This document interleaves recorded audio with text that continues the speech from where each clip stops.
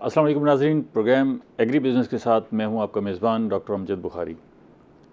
नाज़रीन, आप जानते हैं कि पानी ज़िंदगी है और पानी के बगैर जो है वो ज़िंदगी नामुकम्मल है। हर हालत में हमें पानी चाहिए और ये खुराक का हिस्सा है।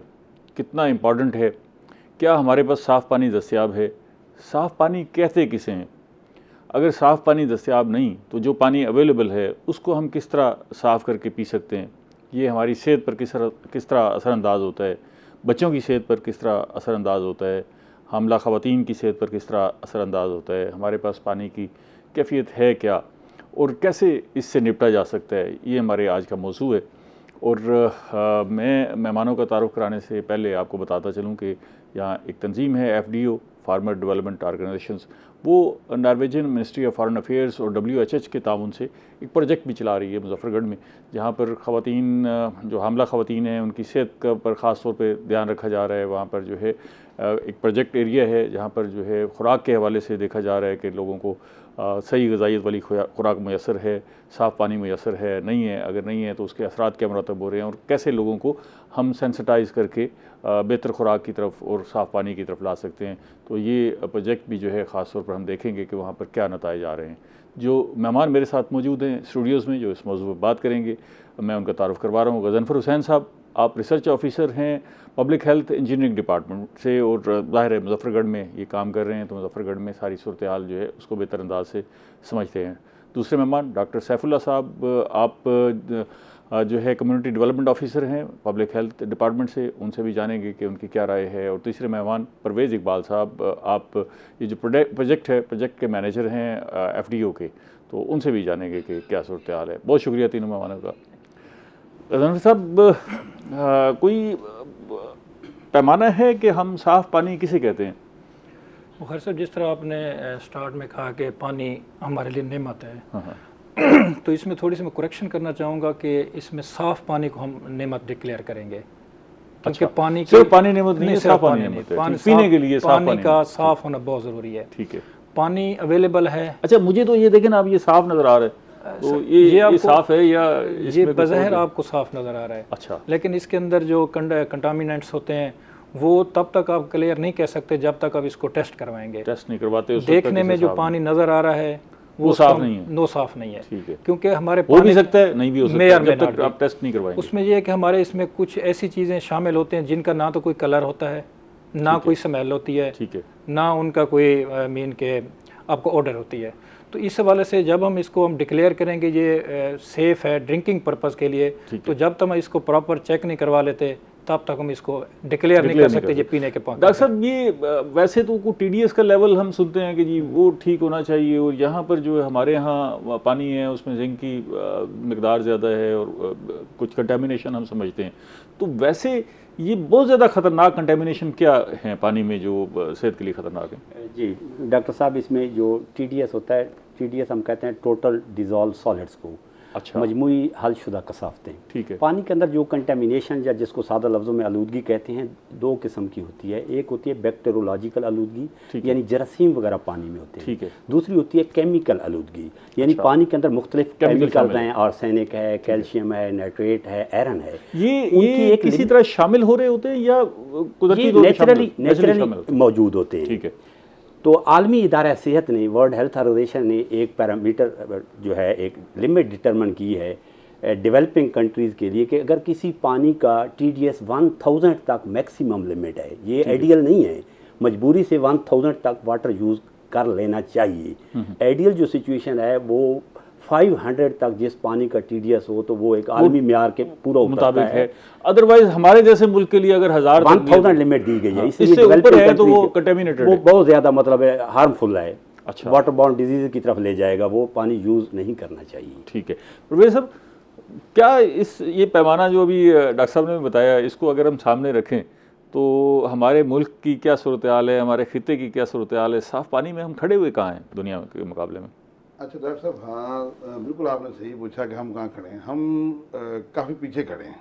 अच्छा, नंबर एक तो ये कि हमारे यहाँ ख़ासकर जो एरिया जहाँ पर हम काम कर रहे हैं, हमने वहाँ देखा है कि पानी की जो पीने की सूरत हाल है वो काफ़ी ख़राब है।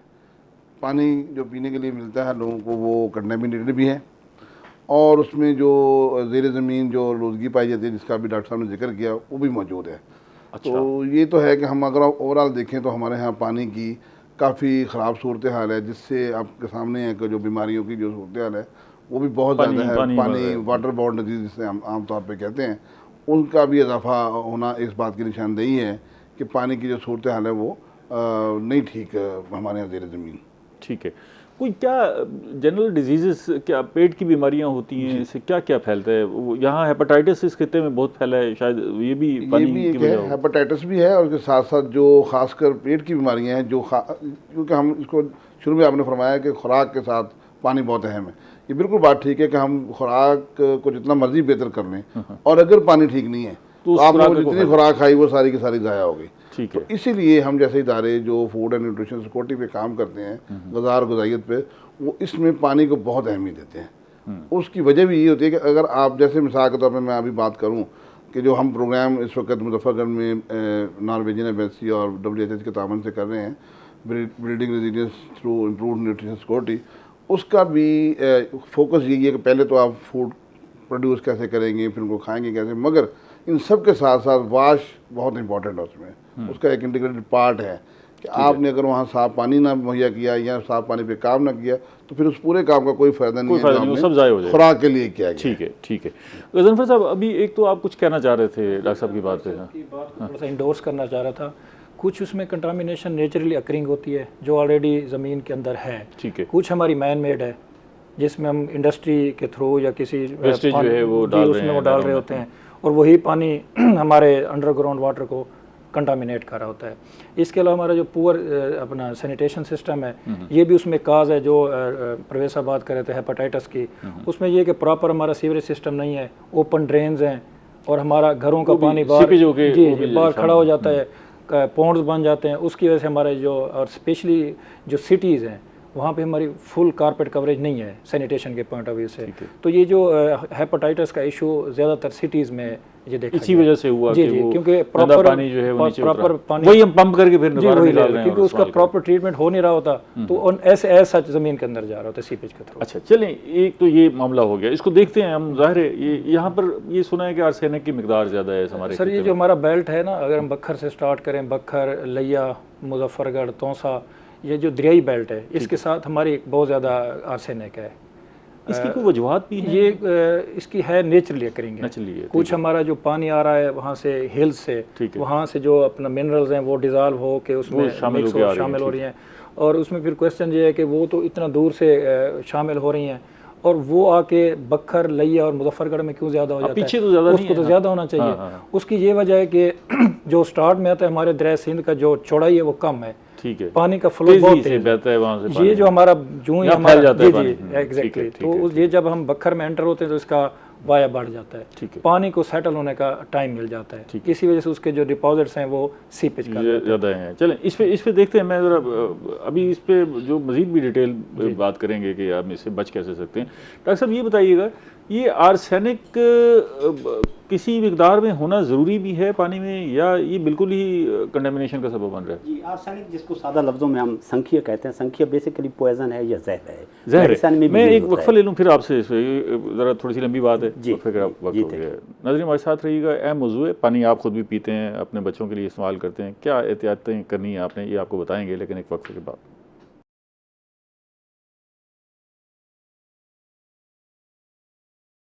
वेलकम बैक नाजरीन। हम बात कर रहे हैं पानी पर, और पानी हमारी ज़िंदगी है, और ज़िंदगी से जुड़ा हुआ ये अहम मामला जो है वो इस वक्त ख़तरनाक मराहिल में है। किस तरह ख़तरनाक मराहिल में है कि इसमें कंटामिनेशन है, आलूदा पानी है जो हम पी रहे हैं, और हमें पता भी नहीं है कि हम आलूदा पानी पी रहे हैं।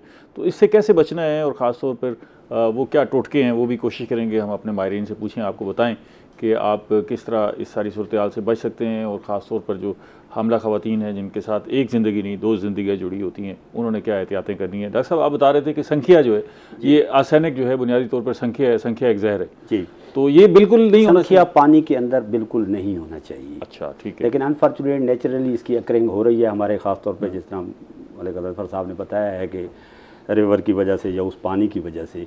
सबसे पहले तो यह है कि संख्या को लेबॉर्ट्री से इन्वेस्टिगेट कराना चाहिए कि कितनी मिकदार में है या नहीं है, क्योंकि संख्या का ना कोई कलर है, ना उसका अच्छा, कोई टेस्ट है, कुछ ना पता नहीं उसकी लगता। कोई पता नहीं चलता। ओह, अच्छा। सिर्फ आप लैब से टेस्ट कराने के बाद आपको रिजल्ट आएगा कि इसमें संख्या है। अब जो बॉटल वाटर या इस तरह के उसमें संख्या नहीं होता, होना भी नहीं चाहिए, लेकिन अगर है तो इसके काफ़ी सारे नुकसानात हैं। मसलन आइज़ का इन्फेक्शन भी हो सकता है ज़्यादा संख्या वाला पानी पीने से। जो स्किन का कैंसर है उसका सबब भी ये बन सकता संख्या है। बन इस रहा है, तरह ठीक की। है। अच्छा, अब आर्सेनिक मौजूद है, हमें ये पता है, हर बंदा बता रहा है कि जी हमारे इस खिते में आर्सेनिक की मिकदार पानी में ज़्यादा है और इसके लिए फ़िक्रमंद होना चाहिए। कोई ऐसा सबब है, कोई तरीका है जिससे हम आर्सेनिक को माइनस कर सकें, पानी में से रिड्यूस कर सकें?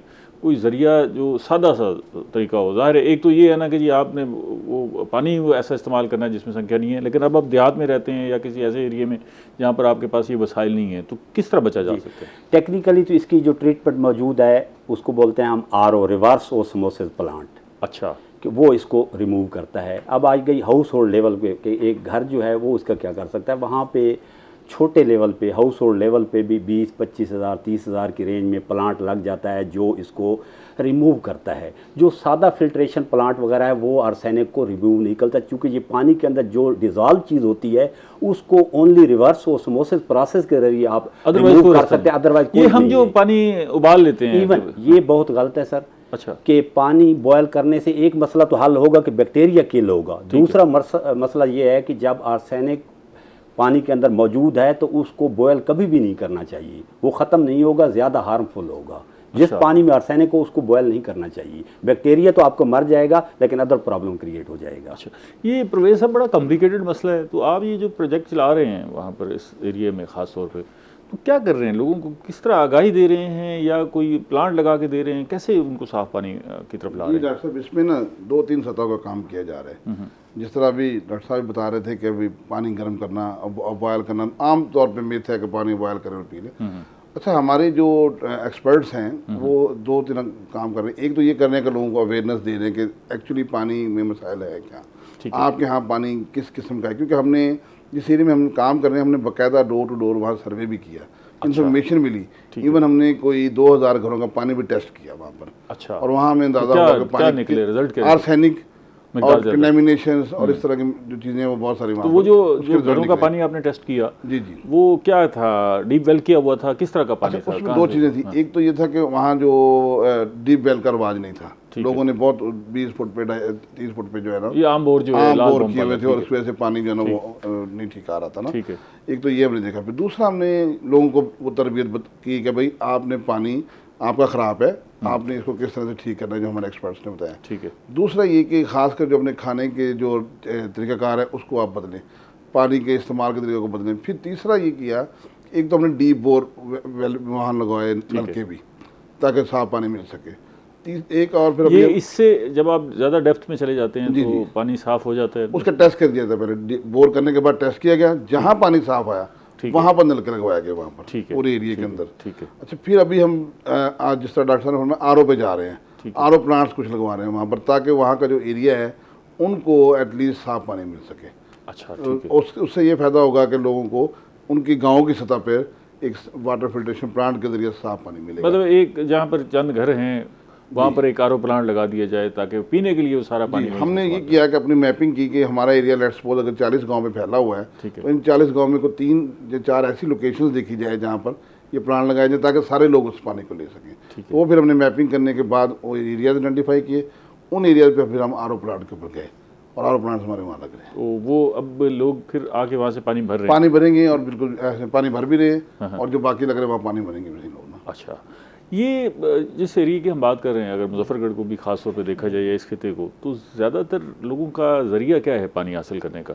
ज़्यादातर हमारा यही है कि हैंड पंप यूज़ करते हैं। ठीक है। आजकल मोटर पंप भी हैं। ठीक है। मेन के जिस एरिया में इलेक्ट्रिसिटी का इशू है तो ऑब्वियसली वहाँ पे हैंड पंप यूज़ हो रहे हैं। ठीक है। अदरवाइज़ ज़्यादा सोर्स हमारा मोटर पंप ही है।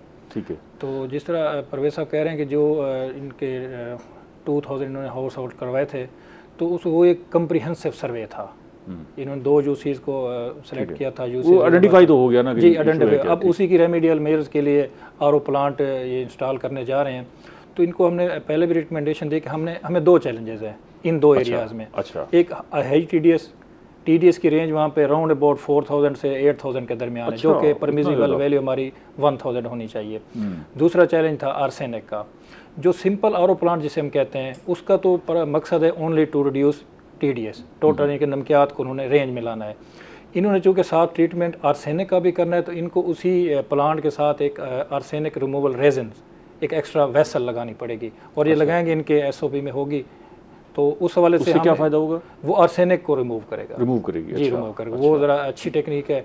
उससे कि हम दो जो हमारे मेजर इश्यूज़ हैं मुजफ्फरगढ़ के पॉइंट ऑफ व्यू से, हाई TDS एंड आर्सेनिक, वो दोनों चीज़ें रिमूव हो जाएंगी। अच्छा, ये तो अब देखें ना, FDO काम कर रही है वहाँ पर, और फॉरेन फंडिंग मतलब नॉर्वेजियन मिनिस्ट्री की तरफ से भी सपोर्ट है और WHH की तरफ से सपोर्ट है, लेकिन ये एक स्पेसिफिक एरिया में काम कर रहे हैं, ज़ाहिर है इसका फैलाव उतना नहीं है। तो हमें तो ये सारे खिते में ये सारी सूरत हाल चाहिए, साफ़ पानी चाहिए।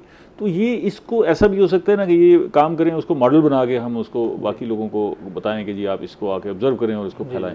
ऐसा क्या आपने कोई प्लान तो किया होगा ना? जी, हमारा अगर हम अपने डिपार्टमेंट के पॉइंट ऑफ व्यू से देखें तो हमने भी 72 फिल्ट्रेशन प्लांट लगाए हैं, और वो भी इन्हीं चीज़ों पे हमने TDS को रिड्यूस किया है, आर्सेनिक को हमने रिमूव किया है, वो ऑलरेडी काम कर रहे हैं। लेकिन इनका जो एरिया, टारगेट एरिया, वो एरिया जहाँ पे हमारा यूँ समझे डिपार्टमेंट नहीं पहुँचा, तो ये UC अजीज़ाबाद या UC बेनिफिशियल हो गया, तो ये एक अच्छा इनका एक इनिशिएटिव। देखा देखी प्रवेश साहब, देखा देखी बाकी लोग भी इस तरफ आ रहे हैं, आपको देख के मकामी तौर पे जो NGOs होंगी या कोई लोगों की रजाकाराना तंजीमें बनी होंगी, वो भी सोच रहे होंगे। ऐसा हुआ है, और हमारे देखने से कुछ और इदारों ने भी इसको महसूस किया, क्योंकि हमने जब वो जो पानी का टेस्ट किया ना मुख्तलिफ जगहों से जाके, तो मैंने आपको बताया कि कोई 2000 के करीब टेस्ट किए, उधर हमने नलके जहाँ जहाँ लगे हुए थे अपने एरिया में, वहाँ उनको सबको देखा।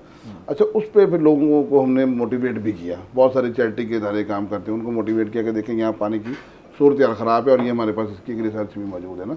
तो उससे ये फ़ायदा हुआ कि कुछ और उदाहरण भी वहाँ पे, मतलब इससे पूरे खिते में सेंसिटाइजेशन हो गई, ताकि भी लोग जो है ना इस तरफ आएँ और अपने पानी का ख्याल रखें। पानी से ज़्यादा अहम क्या हो सकता है? और आपने जो बात की ना मॉडल क्रिएट करने की, एक्चुअली जो है हमारा काम भी यही है। अच्छा, हम एक मॉडल क्रिएट कर सकते हैं कि देखें यहाँ ये मसला था, ये काम हमने किया, अब इसको आप रेप्लिकेट करो। कोई बंदा आए, वो आपसे पूछ सकता है कि भाई इस पे खर्चा कितना हुआ है, बिल्कुल ठीक है ना जी, इसमें अब फायदा क्या हो गया है, तो वो आपस में, चाहे वो गांव हो, आपस में पैसे जोड़ के भी कोई आरोप लगा के जा सकते हैं। जो हमने नलके लगवा के दिए लोगों को डीप वेल में जाके, फिर कुछ लोगों ने खुद भी लगाए वहाँ, खुद भी लगाए। और इस जैसे अभी हमने एक और काम किया, ओपन डेफिकेशन की वजह से वाशरूम की जी बात हुई कि वो बहुत मसला था, हमने कोई 200 के करीब वाशरूम बनवाए वहाँ पर। अच्छा, वो ये सैंपल क्रिएट कर दिया, और उसी के साथ भी बेसन टोटी, ताकि लोगों को हाथ धोने का एक पता चले कि हमने हाथ भी धोने, खाना खाने से पहले भी, खाना खाने के बाद भी। अच्छा, उससे देखा देखी जाओ कि वो एरिया जो अजीज़ाबाद और चक फराजी जहाँ हम काम कर रहे थे, वहाँ बिल्कुल ये रिवाज नहीं था। अब लोगों ने वहाँ वाशरूम बनाना शुरू कर दिए, हाथ धोना शुरू कर दिए। वरना तो ये हमारे यहाँ ये रिवाज है ना यार, कभी शेरों ने भी हाथ धोए। तो अब लोगों को बताया कि भाई ये बेसन है, इसमें आपने खाना खाने से पहले या वाशरूम से जब आप इस्तेमाल करें तो आगे आपने हाथ धोना है। अच्छा, इसकी भी तरबियत दी गई, बाकायदा ट्रेनिंग कराई गई लोगों की। उससे ये फायदा हुआ कि लोग अब वहाँ हमारा ना एक जिसे कहते हैं ना कंटिन्यूसली, वो जिसे कहते हैं ना कुंडी खड़काने वाला, कभी ऐसे ऐसा लोगों को मोटिवेट करते जाए, बुनियादी बात सेंसिटाइज करते जाए लोगों को, और वो एक्चुअली काम भी हमारा यही है। ठीक है, हाँ, अब उससे फ़र्क पड़ रहा है, बिल्कुल वहाँ पर फ़र्क पड़ रहा है, अलग करे मज़ीद फ़र्क पड़े। डॉक्टर साहब, ये जो हम जब पानी लाते हैं ना जी, वो TDS कम हो और आर्सेनिक ना हो, ज़ाहिर है उसकी कास्ट है। अच्छा, अब वो जो कास्ट है, वो जो पानी है वो ज़रा महंगा पड़ रहा होता है, ख़रीद के लाते हैं। हमने तो कभी तसव्वुर भी नहीं है कि पानी भी ख़रीदा जाएगा ना जी, जैसे आज हवा की बात होती है। तो अब हम ना पीने के लिए तो साफ़ पानी इस्तेमाल करते हैं, लेकिन खाने में जब खाना पकाते हैं तो कहते हैं यार ये कीमती पानी है, इसको ना इस्तेमाल करें। वही जो पानी आम वाला है, टूटी वाला है या घर वाला है, पंप वाला है, वो उसी को इस्तेमाल करें। वो कितना डेंजरस है, लेकिन ये इसका जवाब मैं वक्फे के बाद लूँगा। आपकी बारी आती है, वक्फा आ जाता है। नाज़रीन, हमारे साथ रहिएगा, मिलते हैं छोटी सी ब्रेक के बाद।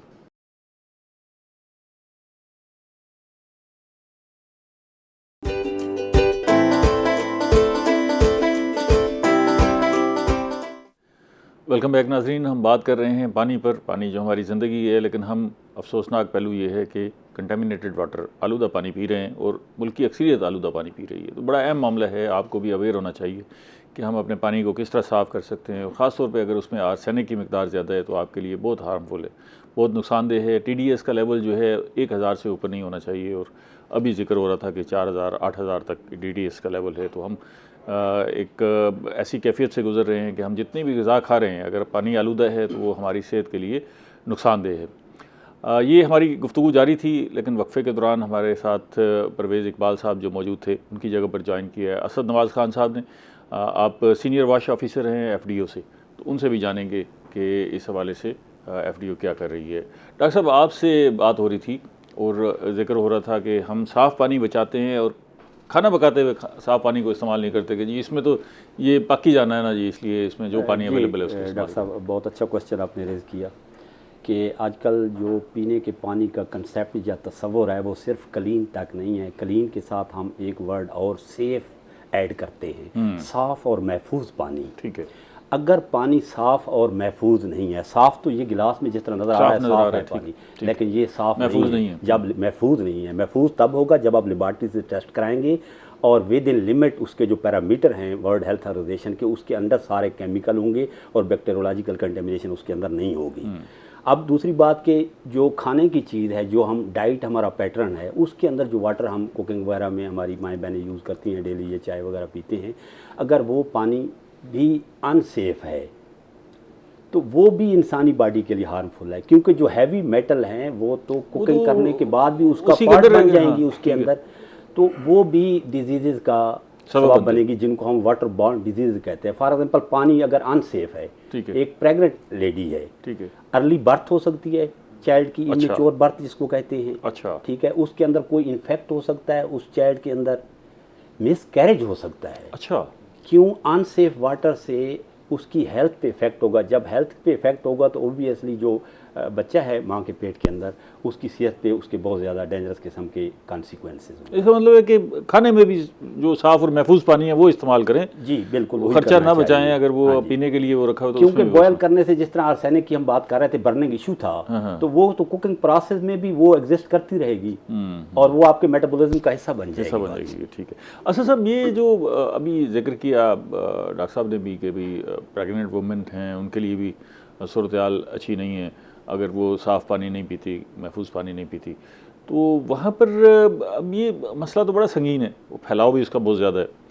तो आप लोगों का रद्द-ए-अमल क्या देख रहे हैं जिस एरिए में काम कर रहे हैं? सैनिटेशन की तरफ वो आ रहे हैं, क्लीनिनेस की तरफ आ रहे हैं, साफ़ पानी, साफ़ खुराक की तरफ जो है वो अवेयर हो रहे हैं, वहाँ पर एक लोगों के अंदर तहरीक है, क्या अमली सूरत हाल है क्या? अच्छा, इसमें बुखारी साहब इस तरह है कि सबसे ज़्यादा जो हम ये समझते हैं कि तब्दीली है ना, वो लोगों के रवैयों में तब्दीली लेके आना है। मैं यही जानना चाह रहा हूँ कि वो तब्दीली आ रही है नहीं? जो है वो उनके रवैयों में तब्दीली लेके आ रहे हैं, उनके साथ हम सेशंस कर रहे हैं अपनी। उनका क्या रद्द-ए-अमल क्या है? उनका वो बड़ी तेज़ी से इस तरफ जो है ना वो कायल हो रहे हैं। अच्छा, जिस तरह के हम आपको बताएं कि हमने आरोप देखिए ना, सबसे अहम बात ये है कि अगर मैं फ़िक्रमंद हो गया हूँ कि यार मेरा जो पानी है वो साफ़ नहीं है, मुझे ये साफ़ पानी चाहिए, तो मेरी ये फ़िक्र ही वो बुनियाद बनेगी आगे बेहतरी। बिल्कुल बिल्कुल, इसी तो वो लोग फ़िक्रमंद हैं, वो फ़िक्रमंद हैं, हम उनको सेंसिटाइज़ कर रहे हैं। इवन कि हमने कम्युनिटी लेवल पर उनकी ट्रेनिंग्स कंडक्ट करवाई हैं, जिसमें PHED डिपार्टमेंट में गजनफर साहब और आसिफ साहब हुआ करते थे उस वक्त कम्युनिटी डेवलपमेंट ऑफिसर,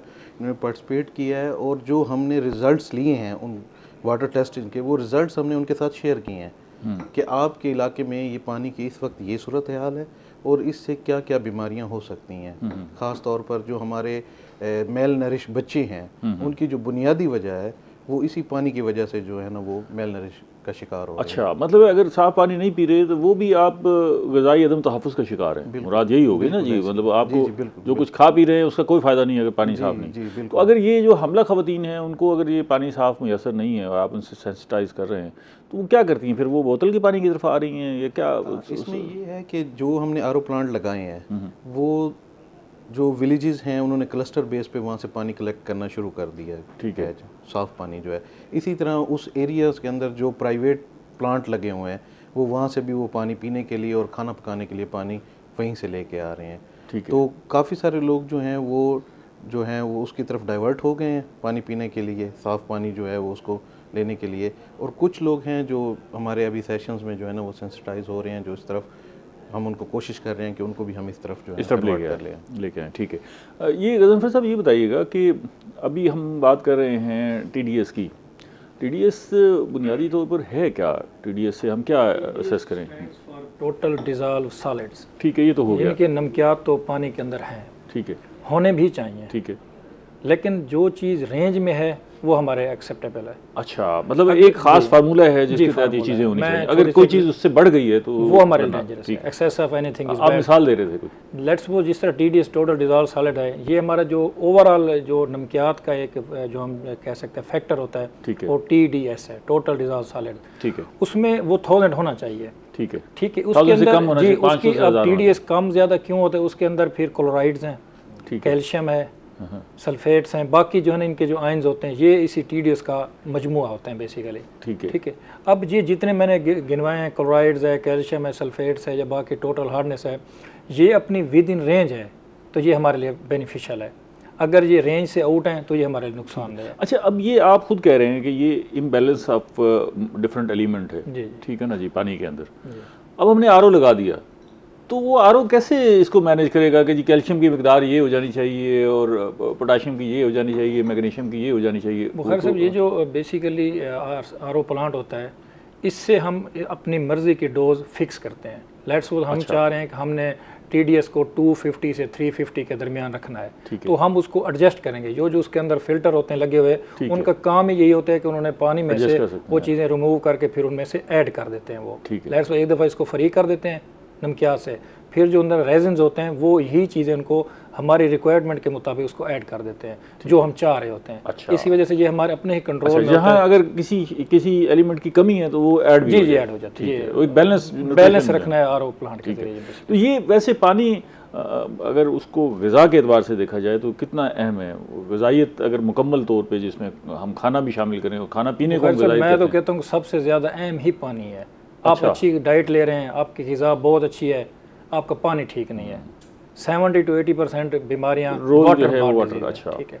तो अच्छी डाइट का आपको तब तक फ़ायदा नहीं होगा जब तक आप अच्छा सेफ़, जैसे साहब ने कहा, सेफ़ ड्रिंकिंग वाटर नहीं यूज़ करें। Safe drinking water is main parameter for healthy life. Doctor साहब, हम जब पानी बॉयल करते हैं, उबालते हैं, तो फिर उसको जब ठंडा करते हैं तो नीचे सतह पर कुछ चीज़ें बैठी हुई होती हैं, और वो क्या होती हैं? वो ऐसे मैल सी और डिफरेंट सी ऐसे एलिमेंट होते हैं जो नीचे मौजूद होते हैं, ऊपर से हम पानी निथार लेते हैं। ये टेक्निकल में क्वेश्चन मैं इसमें थोड़ा लेट्स, ये जो चीज़ें जो इनको मेंशन किया आपने, वाइट लेयर बन जाती है, ये आयरन ज़्यादा होगा, अच्छा, सल्फेट ज़्यादा होंगे, जिंक ज़्यादा होगा, यानी कि ये अगर पानी के कलर को चेंज करेंगे तो ये पैरामीटर्स करेंगे। ठीक हो गया। अच्छा। ऑलरेडी जिस तरह हम डिस्कस कर चुके कि आर्सेनिक पानी के कलर को चेंज नहीं करेगा।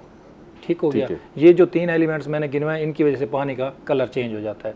और वही चीज़ है कि अगर वो विद इन लिमिट्स हैं तो कलर नहीं देंगे, वो ठीक है। अगर वो ज़्यादा हैं तो फिर वो ये कलर भी चेंज करेंगे, और हमारा बर्तन के अंदर जो है ना वो एक लेयर बन जाती है, आयरन ज़्यादा होता है जिसको हम रस्ट कह सकते हैं। हाँ। ये उनकी वजह से होता है, उनके ऑक्साइड्स बन जाते हैं ना आयरन के। ठीक है। ये बताइएगा कि कोई टोटका भी है कि हम पानी को टेस्ट करना चाहते हैं, अब लैब अवेलेबल नहीं है, जैसे जिन एरियाज़ की हम बात कर रहे हैं, बहुत सारे एरियाज़ हैं जहाँ पर तो लोगों ने आज तक जो है वो ट्रेन नहीं देखी, गाड़ी नहीं देखी, सड़क नहीं देखी, ऐसे इलाकों में भी लोग रह रहे हैं। तो हम उस कम्युनिटी की बात करें तो उनके पास कोई पैमाना है कि पानी किस तरह टेस्ट कर सकें अगर वो लैब? ये बेसिकली ये जो गिलास पड़ा है यही पैरामीटर है। हमने इसके अंदर जिस तरह घरेलू लेवल पे होता है, इसमें पानी लेते हैं, 2 घंटे से लेकर 12 घंटे का टाइम उसको स्टे टाइम देते हैं।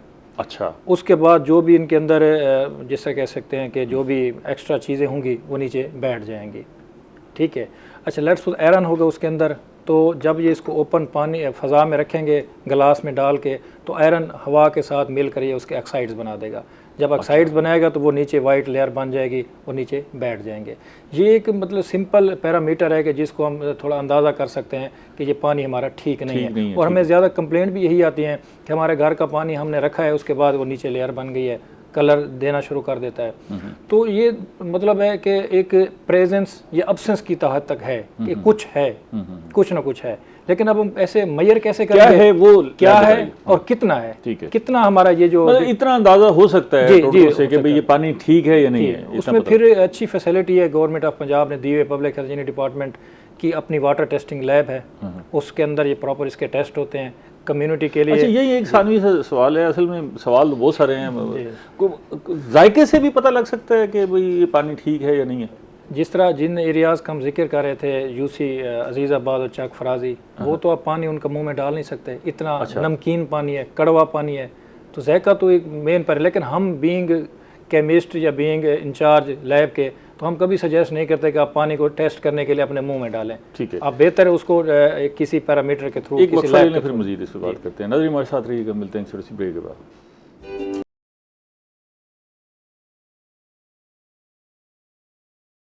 वेलकम बैक नाजरीन, हम बात कर रहे हैं पानी पर और हमारे साथ माहिरीन मौजूद हैं जो आपको बता रहे हैं कि सेफ़ ड्रिंकिंग वाटर क्या है, और हमने अगर उस कैफियत में हैं कि हमें शक है कि हम साफ़ पानी नहीं पी रहे तो हमने क्या करना है।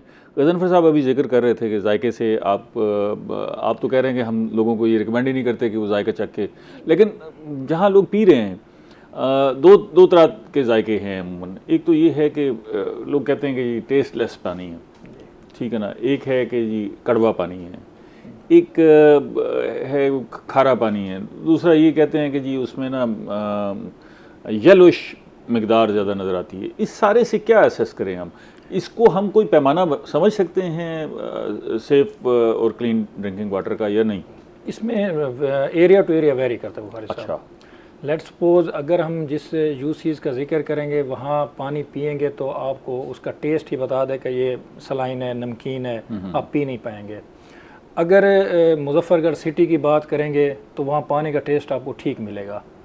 अच्छा, वहाँ ठीक है पानी का टेस्ट आपको ठीक मिलेगा। रीज़न क्या है कि जो कड़वापन की काजेज़ थी वो मुजफ्फरगढ़ सिटी में नहीं है, वो यूसी अजीज़ाबाद चक फराजी में है। ठीक है, तो जो चीज़ मुजफ्फरगढ़ सिटी में है वो आर्सेनिक है, बैक्टीरिया है। ठीक है, ठीक है, मतलब ये कोई पैमाना नहीं है, कोई जायके से पैमाना आप ये नहीं नहीं है। अंदाज़ा जी, कर सकते कि ये सारी सूरत हाल है। ठीक है डॉक्टर साहब, ज़रा अब इस अभी हालांकि गज़नफ़र साहब के हवाले से बहुत सारे सवाल आते हैं, लेकिन मैं ज़रा इस पे कम्युनिटी के हवाले से जो है इसके असरात जानना चाह रहा हूँ आपसे कि मजमूई तौर पर जब आप विज़िट करते हैं, देखते हैं, लोगों के अंदर ये फ़िक्र है कि वो साफ़ पानी नहीं पी रहे, या परवाह नहीं है कि यार ये तो हमारे आबा व अजदाद भी पीते रहे हैं, अब क्या हो जाएगा अगर पी रहे हैं? इसमें दो किस्म की लोगों की थाट्स हैं। अगर बात करें तो जो बुज़ुर्ग या एजड लोग हैं, इतनी एजुकेशन नहीं है या अवेयरनेस नहीं है, तो उन लोगों को तो ये है कि हमारे आबा व अजदाद ये पानी पीते हैं तो हमें कुछ नहीं किया। अच्छा, एक जो देहात में रहने वाला बंदा है वो कहता है कि भाई ये कंटेमिनेशन शहरों की है, देहात में तो पानी साफ़ है, यहाँ कौन सा कोई सीवरेज का निज़ाम है जिससे पानी नीचे जा रहा है, ये उसकी राय ठीक है? नहीं, अब नहीं, वो गलत कह रहे हैं। अच्छा, अब अवेयरनेस का लेवल इससे अगले स्टेज पे कम्युनिटी चली गई है, चूँकि मीडिया का दौर है, एंड्रॉयड का दौर है, लोगों के अंदर अवेयरनेस है। अब अगर सीवरेज की कंटेमिनेशन की बात करें तो देहात में मैं समझता हूँ इससे भी ज़्यादा है। कैसे ज़्यादा है? लोग नॉर्मल देहातों के अंदर सीवरेज सिस्टम नहीं होता, जो पाइप के ज़रिए ड्रेनेज की सीवरेज सिस्टम जिसको कहते हैं वो मौजूद नहीं होता। अब जो वो गटर वगैरह बनाते हैं उसको टेक्निकल टर्म में हम कहते हैं कि एयर टाइट रखें, उसको बिल्कुल सीमटेड नीचे कंक्रीट डालें।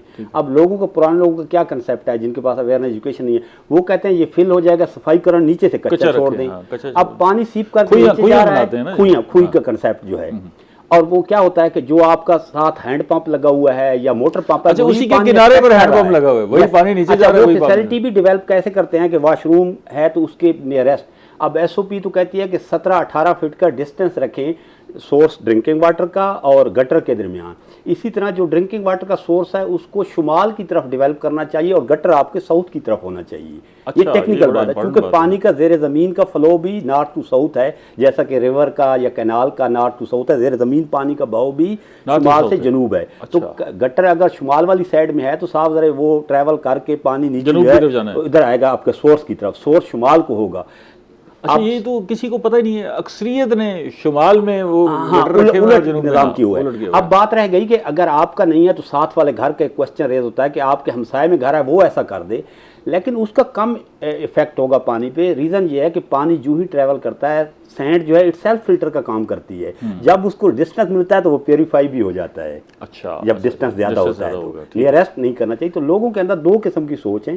ठीक है, जो पढ़े लिखे लोग नहीं हैं, पुराने बुजुर्ग ट्रेडिशनल जिनको हम कहते हैं रवायत पसंदी जिनके अंदर है, तो वो कहते हैं जी कुछ नहीं, ये हमारा यूज़ करता है। जो यंग जनरेशन आगे आ गई है, साधारण उनके पास एंड्रॉइड मोबाइल भी है, वो पढ़े लिखे भी हैं, अवेयरनेस भी है, इंफॉर्मेशन का दौर है, मीडिया, सोशल मीडिया खास तौर पे, तो वो कॉन्शियस हैं, वो अपनी कंस्ट्रक्ट कराते हैं गटर वगैरह, तो उसको एयर टाइट रखते हैं, नीचे कंक्रीट डालते हैं सीमेंटेड, ताकि भर जाए तो हम इसकी सफाई कराएं, बजाय इसके कि वो सीप करे और वही पानी एक्सट्रैक्ट करके आपके हैंडपम्प के अंदर आ रहा हो और यूज़ कर रहे हो या मोटर पंप चल रहा हो। तो ये असद साहब बड़ी इंपॉर्टेंट बातें हैं, कुछ चीज़ें तो ऐसी हैं जिसकी तरतीब ठीक करके हम बेहतर रिजल्ट हासिल कर सकते हैं। तो ये वहाँ लोगों को आप बता रहे हैं कि भाई यार ये जो इंपॉर्टेंट छोटे छोटे टोटके हैं इनको यूज़ करें। जी, जिस तरह डॉक्टर साहब ने बताया है कि पानी का फ़्लो, इस हवाले से भी हम उन लोगों को समझा रहे हैं, और जो हमने डेमोस्ट्रेशन लेट्रिन्स बनाए हैं वहाँ पर, उनको भी बिल्कुल इसी पैरामीटर के तहत उनको हमने एयर टाइट किया है, उनके जो सेप्टिक टैंक बनाए हैं, ठीक है, और साथ फिर हमने उनके सॉकेज पिट भी बना दी हैं।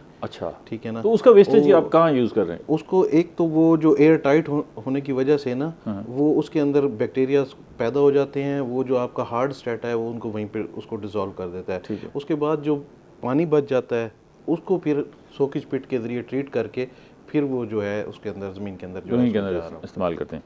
ये जो दो तरह के सोर्सेस ज़्यादा यूज़ हो रहे हैं पानी की निकालने के लिए, एक तो हैंड पंप है और दूसरा जो है ये लाल पंप है जो आम है। अच्छा, हैंड पंप से ये है कि थोड़ा थोड़ा पानी निकलता है, बल्क में नहीं निकलता, आप जितना चलाएंगे निकलेगा, जबकि लाल पंप से बड़ी फ्लो बहुत ज़्यादा है, ये बहुत तेज़ी से पानी निकल रहा है और थोड़ा निकल रहा है।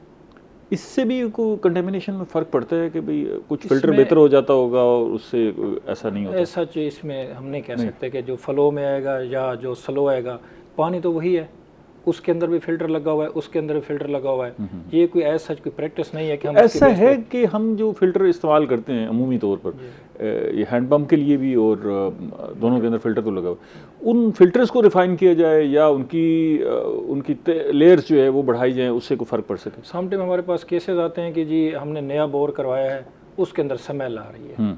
अब उसमें ज़्यादातर यही होता है कि जो PVC पाइप यूज़ करते हैं लो क्वालिटी का होता है, ठीक है, वो अच्छी क्वालिटी का नहीं होता, उसकी वजह से भी काफ़ी सारे मसाइल आते हैं। या जो लो क्वालिटी के फिल्टर होते हैं वो शुरू में काम करना छोड़ दें, फट जाते हैं, तो उसकी वजह से भी कंटामिनेशन आती है।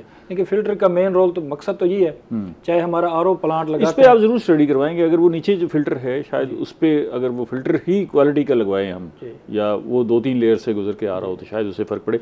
अब ये प्रोग्राम के आखिरी लम्हात हैं तो हमने इसको कंक्लूड भी करना है, तो अब मजबूरी तौर पर आप वहाँ सारा जायज़ा भी ले रहे हैं और देख रहे हैं और लोगों के अंदर जो अवेयरनेस है उसको भी देख रहे हैं, तो क्या गाइडलाइन क्या फराहम करेंगे लोगों के लिए? हम हमेशा यही मोटिवेशन भी देते आए हैं और पैगाम भी दिया है, या एज इसको पैगाम भी लेंगे कि जब गवर्नमेंट ने एक फैसिलिटी दी है कि आप अपने घरों का पानी फ्री ऑफ कास्ट चेक करवा सकते हैं, ठीक है, तो हमने इस पे अच्छी खासी कैंपेन्स भी किए हैं, अपने डिपार्टमेंट के पॉइंट ऑफ व्यू से किए हैं, FDO के पॉइंट ऑफ व्यू से भी हमने मीटिंग्स अरेंज की हैं। मतलब ये आपके डिपार्टमेंट जी, हमारे डिपार्टमेंट से फ्री ऑफ कास्ट चेक करवा सकते हैं। क्या करें, पानी लेकर आएँ या आपको बुलाएंगे जी आज? नहीं, अगर कोई इंडिविजुअल का इशू होगा तो वो खुद पानी लेकर आएंगे।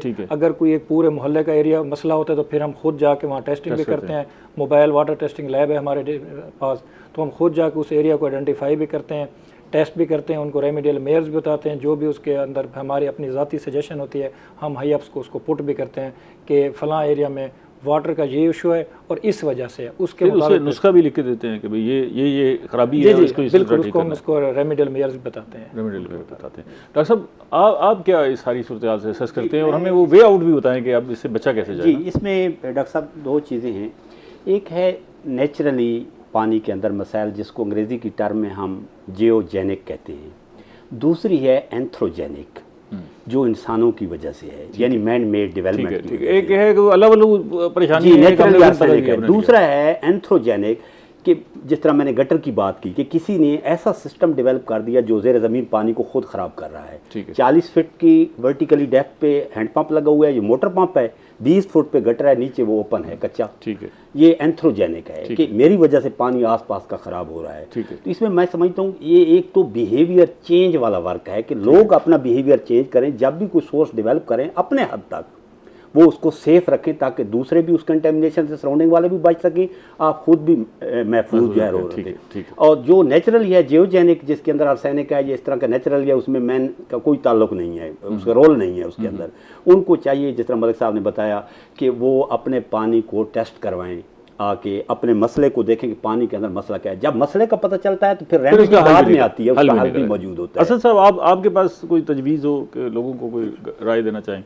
जी, इसी तसलसल में मैं ये कहना चाहूँगा, जिस तरह गज़रफ़र साहब ने कहा है, हम भी इनका पैगाम जो है ना वो अपने फील्ड एरियाज़ में लोगों तक पहुँचा चुके भी हैं और पहुँचा भी रहे हैं कि इंडिविजुअल जो है ना लोग अपने घरों का पानी टेस्ट लाजमी करवाएं और उसको ताकि वो चेक करें कि उनके घर के अंदर जो पानी पी रहे हैं वो लोग वो सेफ़ है या नहीं है। अगर नहीं है तो उसका फिल फोर जो है ना वो बंदोबस्त हामला करें। ख़वातीन के लिए भी कोई गाइडलाइन है इस हवाले से कि जी, वो तो बिल्कुल, ख़ास तौर पे ख्याल रखें ज़्यादा?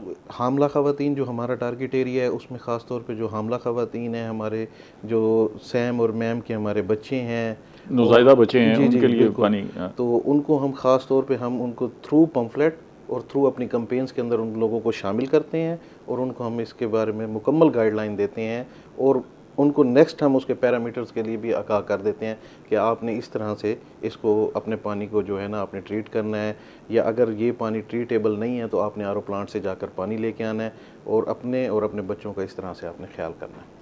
ठीक है।